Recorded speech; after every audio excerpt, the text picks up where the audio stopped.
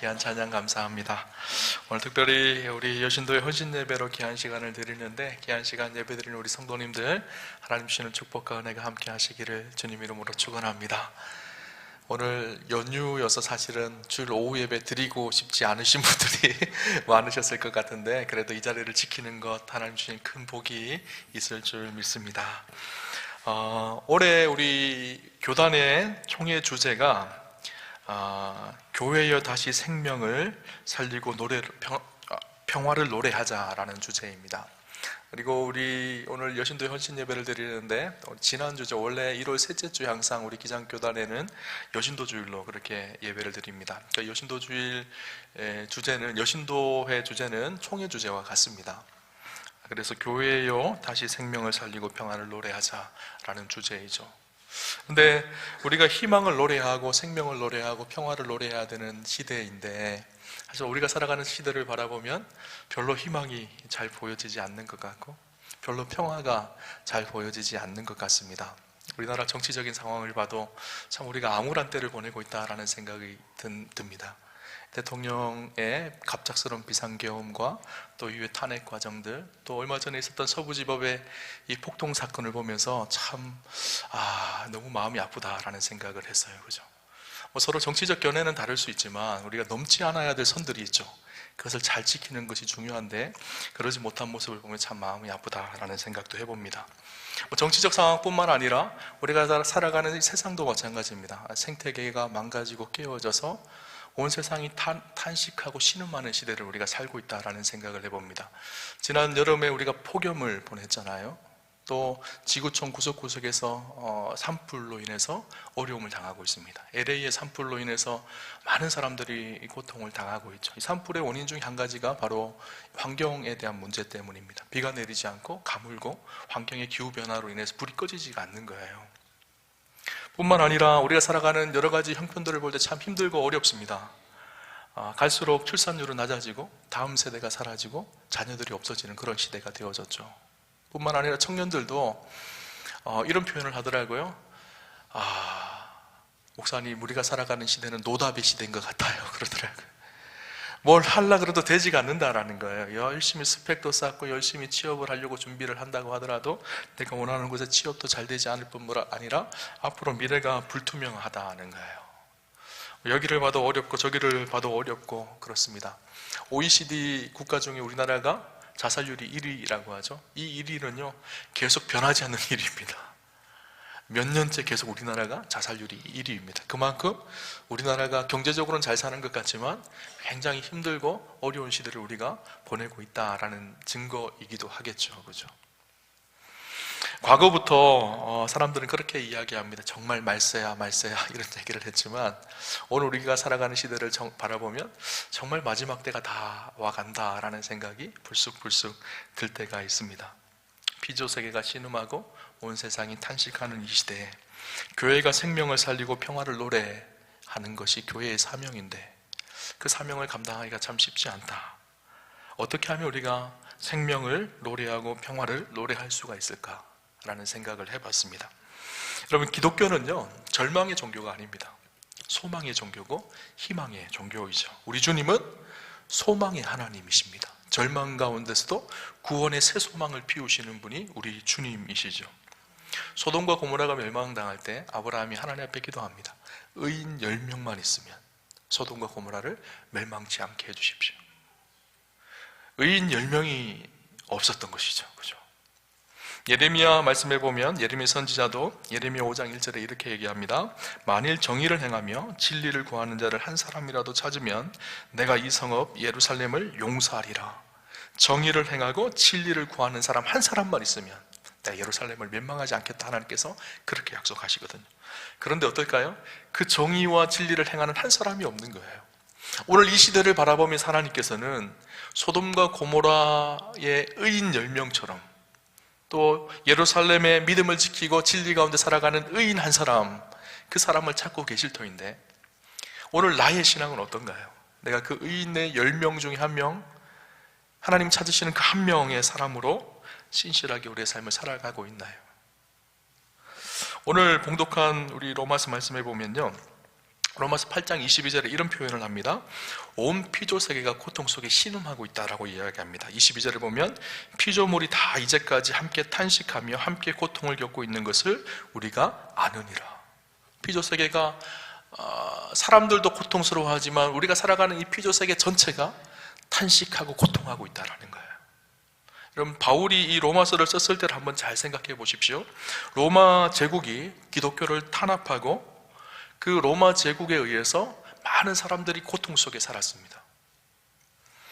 로마가 자신들의 부유함과 풍요로움을 축적하기 위해서 전쟁을 일으키고 그 전쟁을 하면서 많은 것들을 착취하고 빼앗기 위해서 넓은 도로를 만듭니다.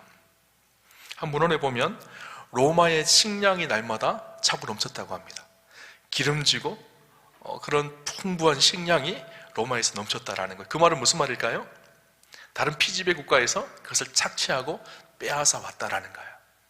다른 피지배 국가의 생태 환경을 파괴하고 깨뜨리면서 자기의 부유함과 풍요함을 채우기에 힘썼던 시대가 로마 시대입니다. 그러니까 로마의 지배를 당하는 나라들도 고통스럽게 탄식하고 있었지만 로마의 지배에 의해서 그 당시의 모든 피조세계도 다 신음하고 탄식하고 있었다라는 거예요. 사도 바울이 놀라운 통찰력으로 그것을 보고 있는 거예요. 피조물이 다 이제까지 함께 탄식하며 함께 고통을 겪고 있는 것을 우리가 아느니라. 단순히 우리 인간들만 탄식하는 것이 아니라 피조세계 온 세계가 함께 신음하며 함께 탄식하고 함께 고통 속에 있다라고 사도 바울은 고백하고 있어요. 그러면서 뭐라고 얘기하는가 하면 고통 속에서 피조세계가 신음하고 탄식하고 있고 그 피조세계가 온 세상 피조물이 하나님의 아들들이 나타나기를 간절히 기다린다라고 말하고 있습니다. 오늘 보면 19절 볼까요? 19절에 이렇게 얘기하죠. 피조물이 고대하는 바는 하나님의 아들들이 나타나는 것이라. 하나님의 아들들이 누구를 의미할까요? 예수님을 아들들인데 복수형인데 그죠? 누구를 의미할까요? 로마서 8장을 읽어보면 알 수가 있어요. 로마서 8장의 전반부에 보면 육신의 소욕을 따르는 사람이 아니라 성령의 소욕을 따라 성령의 이끌림을 받는 믿음의 사람들에 대한 이야기를 하고 있거든요. 그러니까 하나님의 아들들은 누군가 하면요, 단순히 그냥 이 예수 믿는 신자를 의미하는 것이 아니라 육신의 소욕, 육신의 생각, 육적인 것을 따르는 것이 아니라 세속적인 삶을 살아가는 사람이 아니라 성령에 이끌려서 성령 안에서 살아가는 믿음의 사람들을 말합니다. 그들을 온 세계 피조물이 다 기다리고 있다라는 거예요. 이 무슨 말일까요? 이 하나님의 아들들이라는 의미를 우리가 좀 잘 생각해 봐야 되는데요. 하나님의 아들들, 하나님의 아들, 표준세 번역으로 보면 하나님의 자녀라는 표현을 쓰고 있는데 하나님의 아들, 하나님의 자녀라는 표현은요, 당시에 로마 황제에게 쓰여졌던 표현이거든요. 로마 황제 아우구스토가 원래 그의 이름이 옥타비니우스였거든요. 그런데 그가 줄리어스 시저, 로마 황제 시저의 양아들로 들어가게 됩니다. 그러면서 그의 이름을 개명해요. 아우구스투스로. 근데 아우구스투스의 의미가 무엇인가 하면 신적 계시를 받은 자라는 뜻이에요. 그러니까 자기의 위치를 인간이 아니라 신의 위치로 격상시킵니다. 그러면서 줄리어스 시저, 당시 최고의 신으로 추앙받던 로마 황제의 아들, 그러니까 신의 아들이라는 의미가 로마 황제 아우구스토스의 이름의 의미거든요.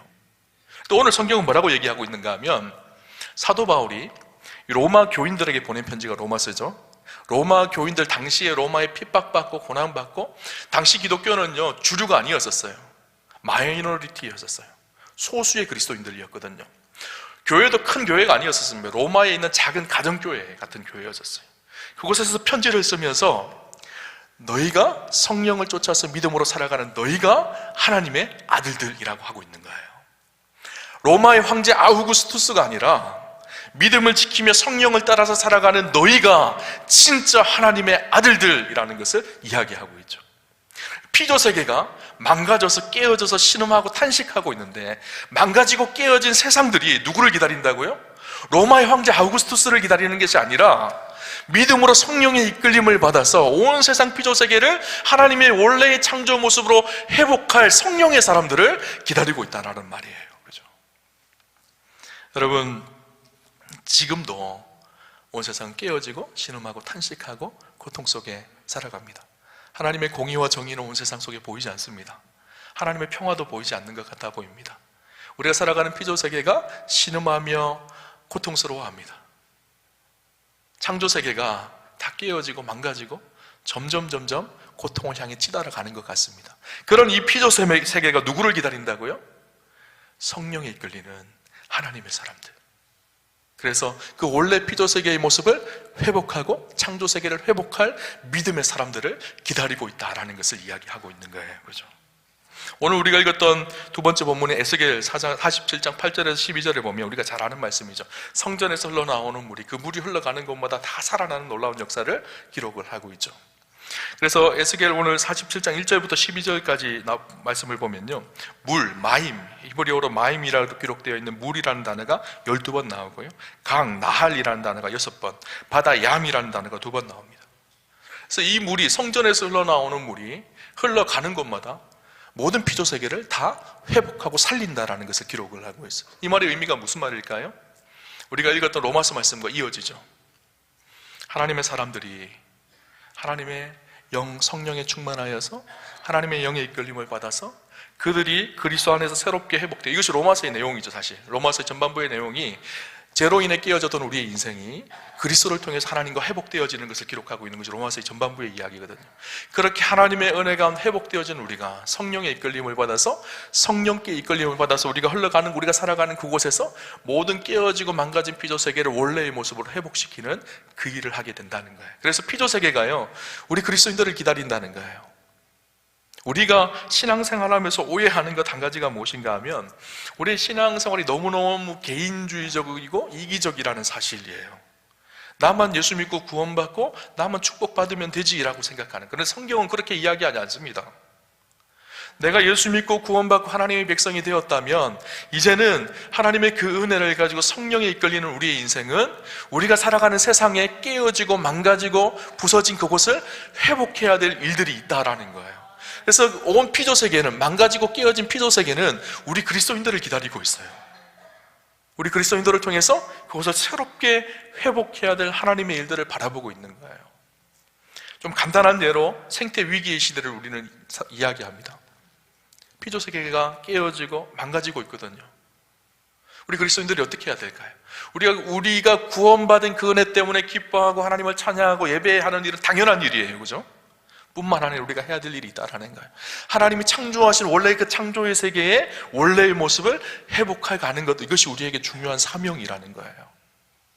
또 우리가 살아가는 삶의 현장 속에서 정의가 무너지고 공의가 무너지고 약자들이 고통을 당하는 그 현장을 바라보면서 그냥 바라보며 살아가는 것, 나만 축복받으면 되지 하고 살아가는 것이 아니라 그곳에 들어가서 원래 하나님 나라를 회복하고, 하나님의 나라가 어떤 곳일까요? 하나님 나라는 의와 평강과 희락이거든요. 의는 공의를 말하고요, 평강은 평화를 말합니다. 희락은 무엇일까요? 기쁨을 말해요. 기쁨이 없는 그곳에 기쁨을 회복하게 하고, 평화가 없는 그곳에 들어가서 평화를 회복하게 하고, 공의가 무너진 그곳에 들어가서 공의를 회복하게 하는 것, 이것이 우리 그리스도인의 삶이라는 거예요. 그래서 피조세계가요, 우리 그리스도인들을 기다리고 있습니다. 성령에 이끌리는 하나님의 사람들이 가서 그곳을 회복하고 새롭게 하는 사명이 있다는 것을 알기에 피조세계는 진실한 그리스도인들이 나타나기를 간절히 기다리고 있습니다. 여기서 기다린다는 단어가 참 의미가 있는데요, 기다린다는 단어가 헬라어로 보면요, 아포카라도키아라는 단어인데, 아포라는 먼저 카라라는 단어는요, 머리라는 뜻이고요, 이 도케우오라는 단어는 주시하다라는 말이에요. 무슨 말인가 하면 머리를 빼내어 주시하고 바라본다는 거예요. 우리가 누구를 기다린다고 할 때 뭐라 그러죠? 머리를 내밀고 이렇게 기다린다고 하잖아요. 무슨 말일까요? 간절히 기다린다는 거예요. 피조세계가 하나님의 사람들이 나타나기를, 진실한 그리스도인들, 성령에 이끌리는 하나님의 사람들이 나타나서 깨어진 이 피조세계를 회복하기를 간절히 기다리고 소망하고 있다라는 것이죠. 여러분, 희망, 그래서 우리 안에 희망을 말할 수 있어야 합니다. 비록 세상을 바라봤을 땐 절망적인 것 같지만 우리 그리스도인들은 세상 속에 새롭게 희망을 꽃피우는 사람들이죠. 어거스틴이 이렇게 이야기합니다. 희망에게는 아름다운 두 딸이 있다. 그들의 이름은 분노와 용기이다. 희망이 있는 사람들에게는요, 두 가지가 따라온다는 거예요. 무엇인가 하면 분노와 용기라는 거예요. 분노가 무엇일까요? 희망하고 소망하는 사람들은요, 부조리하고 잘못되고 깨어지고 망가진 것을 보면 그것을 회복하려고 하는 거룩한 분노가 있다라는 거예요. 그래서 거룩한 분노가 있는 사람들은 어떻게 할까요? 그곳에 가서 내가 핍박을 당하고 고난을 당하더라도 그것을 회복하려고 하는 용기가 있다라는 거예요. 좀 쉽게 예를 들어볼게요. 다윗과 골리앗, 여러분 이야기 잘 아실 거예요. 골리앗이 다윗 앞에 어떻게 이야기하죠? 사람들이 이스라엘 백성들, 군인들에게 그렇게 얘기합니다. 하나님을 조롱하고 하나님을 모욕하고 이스라엘 군대를 모욕합니다. 근데 다윗이 그 이야기를 듣고 어떻게 됐을까요? 마음에 분노가 생겼어요. 거룩한 분노가 일어났죠. 아니, 저 이방인이 뭔데 우리 하나님을 모욕하고 하나님의 군대 이스라엘을 모욕하느냐는 거예요. 거룩한 분노 때문에 다윗이 어떻게 했을까요? 용기가 일어났습니다. 비록 그 대상이 골리앗이지만 도저히 인간적인 힘으로 그 골리앗을 쓰러뜨릴 수 없는 것 같이 느껴지지만 하나님을 모욕하는 하나님의 공의와 정의가 깨어진 그 모습을 보고 다윗은 견딜 수 없는 분노가 일어났죠. 그 분노 때문에 어떻게 했을까요? 용기를 가집니다. 골리앗 앞에 뛰어가죠. 그리고 너는 칼과 창과 단창으로 내게 오지만 나는 만군의 여호와의 이름, 내가 모욕한 이스라엘 군대의 하나님의 이름으로 내게 가노라. 여러분, 그렇게 이 세상은요, 그런 희망을 가지고 분노와 용기가 있는 사람들을 통해서 변혁을 일으켜가고 회복되어지는 역사가 일어납니다. 저는 우리 여신도회가 오늘 헌신 예배를 드리면서요, 그런 하나님의 사람들이 되셨으면 좋겠어요.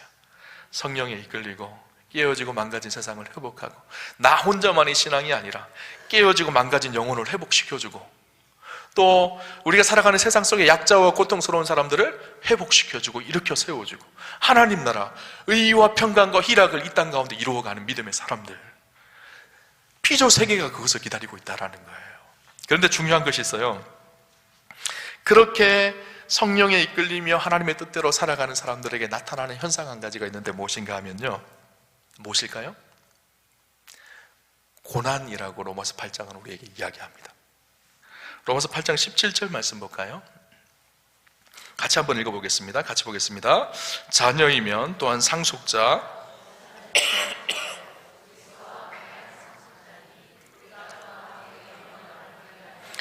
고난도 함께 받아야 할 것이니라. 아니, 앞부분만 보면 참 좋을 것 같아요.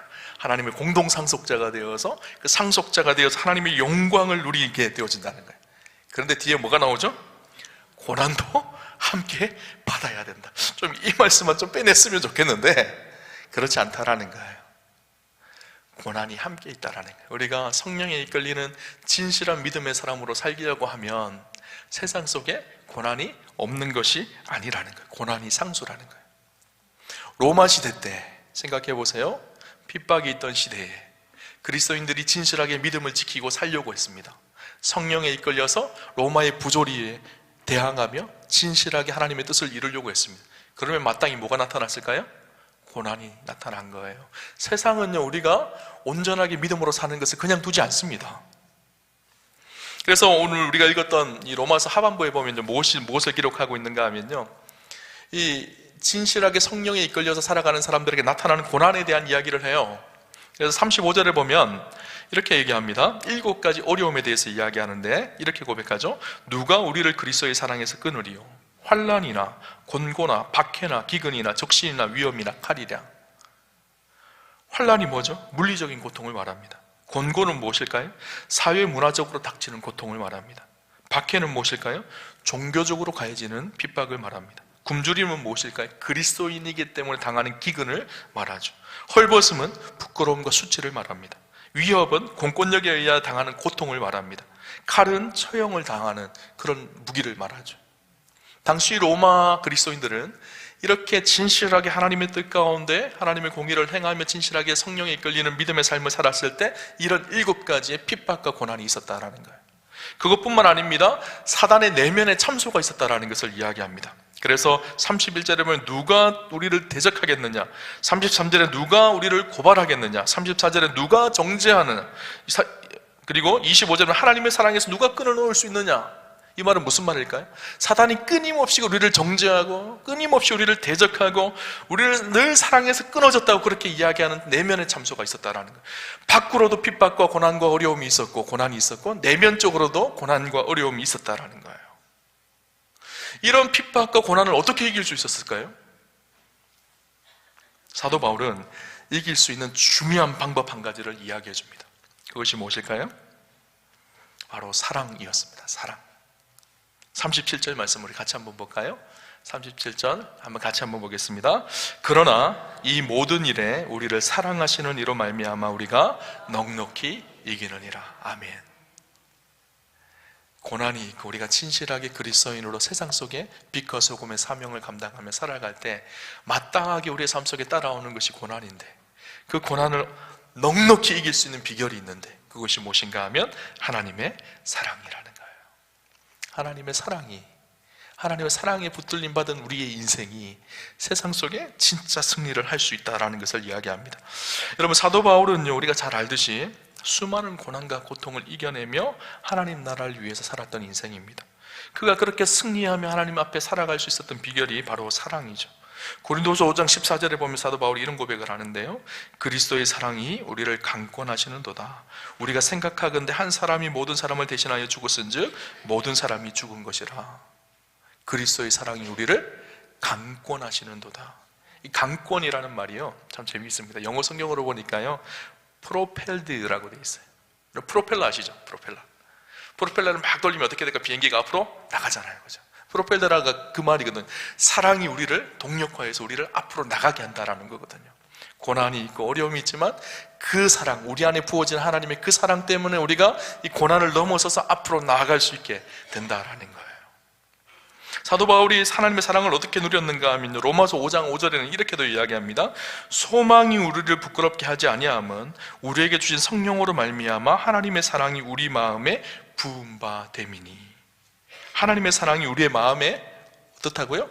부은 바 되어졌다라는 거예요. 여러분, 사도 바울은요, 사랑이 이론이 아니었습니다. 머리로만 계산되는 사랑이 아니었었어요. 그 사랑이 자기의 삶 속에 부어지는 은혜가 있었습니다. 하나님을 만나는 감격과 그의 기도 속에, 하나님 앞에 예배드리는 상황 속에서 하나님의 사랑이 그의 인생 가운데 부어졌습니다. 그러니까 그 사랑이 동력화되어서 자신을 이끌어갔던 거예요. 고난이 있고 어려움이 있어도 주저하지 않습니다. 사랑이 이끌어가고 있기 때문에, 하나님의 사랑이 그를 붙들고 끌고 가고 있기 때문이에요. 여러분, 참 중요한 것이 있습니다. 오늘 우리의 삶 속에 하나님의 사랑이 부은 바 되는지를 잘 보셔야 돼요. 머리로만 아는 사랑이 아니라 그 사랑이 오늘 우리를 강권하고 있는지, 우리의 예배 속에, 우리의 기도 속에 하나님의 사랑이 우리를 프로펠드하고 있는지, 이끌어가고 있는지. 정말 중요한 것이 무엇일까요? 여러분, 개인의 골방의 기도가 참 중요합니다. 그 속에서 부어진 하나님의 사랑이 충만할 때 우리가 목회자는 목회자로서, 또 사역자들은 사역자로서, 또 하나님 앞에 이 땅에서 충성스러운 믿음의 증인들로 그렇게 살 수가 있는 거예요. 누가 그러더라고요. 목사님, 골방이 없는 사역자는요, 골빈 사역자입니다, 그러더라고요. 하나님의 사랑 없이 우리가 어떻게 사역을 할 수가 있고, 하나님의 사랑의 은혜를 누리지 않고 어떻게 주의 일을 할 수가 있고, 그 사랑을 모르면서 어떻게 세상 속에 선한 영향력을 미치며 세상을 변화시켜 갈 수가 있나요? 세상은 끊임없이 우리에게 고난을 줍니다. 마치 골리앗 앞에 선 다윗처럼. 그 골리앗 앞에 아무것도 우리가 할 수 없는 곳이 이 세상이에요. 근데 우리가 성령에 이끌리고 그 사랑에 부음받은 하나님의 사람들을 통해서 하나님은 하나님의 역사를 일으켜가고 계시는 것이죠. 오늘 우리 여신도회 사랑하는 우리 임원들뿐만 아니라 모든 여신도 회원님들이, 저는 성경에서 말하고 있는 피조 세계가 기다리는 성령의 사람들, 그런 분들이 다 되셨으면 좋겠어요. 그러기 위해서 참 중요한 것 한 가지, 우리의 삶이 하나님의 사랑의 프로펠드가 되어야 합니다. 그 사랑에 이끌리는 삶이 되어야 합니다.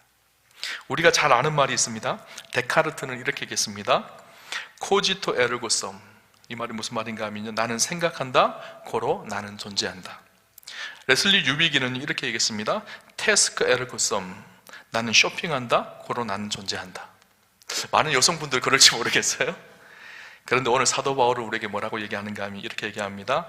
아모르 에르고 섬. 나는 사랑받고 있다, 고로 나는 존재한다. 하나님의 사랑을 받고 있는 존재.